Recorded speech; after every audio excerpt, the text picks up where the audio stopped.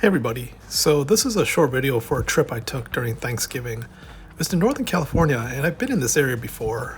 It's basically gold country, and this was the cottage, or I guess workhouse, for the mine owner at Empire Mine State Park. Well, it's a state park now, but it used to be a really rich gold mine. Pretty cool tour to take if you're in the area. You can see the mine shaft here, and I think this part goes down like 5,000 feet or something like that.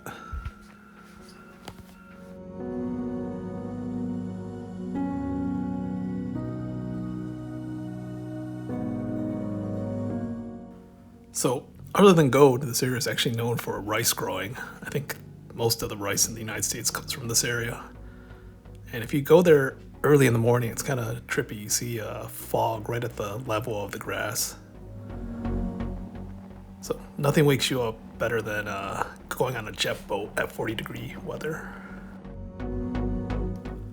So you'll see here in a little bit that I thought I hooked onto something, but mainly it was because the guy, Chuck, who's a great guy by the way, said that sometimes these big stripers just feel like you snag something. Amazing. So set the hook on anything that feels like resistance. What you say I do here. Oh, is that snag? Might be a snag.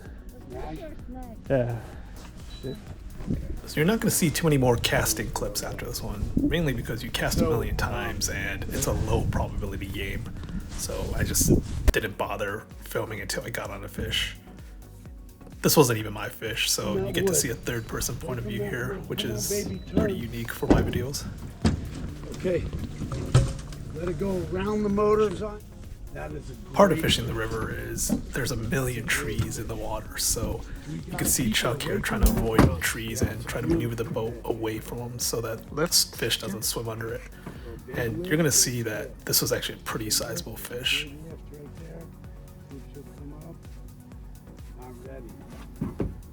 Here you can see she's basically just moving from one side of the motor to the other whenever it goes under.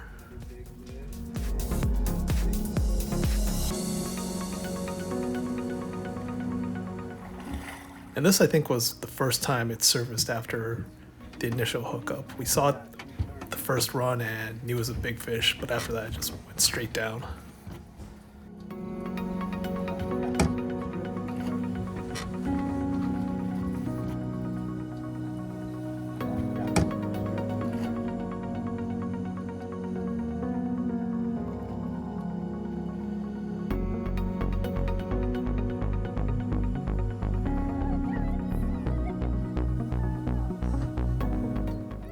So this fish actually ended up being 25 pounds.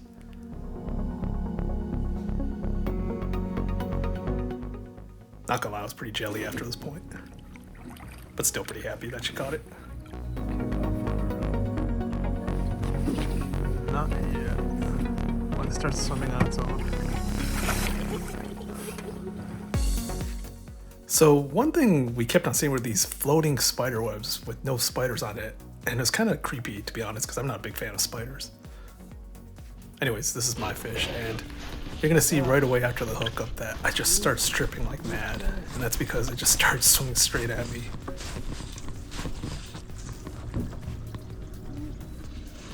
And Chuck was right, it actually did feel kind of like a snag on the initial hookup. Yeah.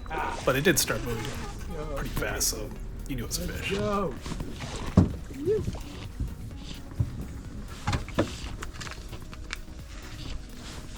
I also got pretty lucky that it surfaces right about now, because you'll see that he nets it right after, and it actually still had quite a bit of energy left. So I think whenever you get it on the boat pretty fast, it's a good thing for the fish and your chances of not losing it. Again, not quite 25 pounds, but still my personal best.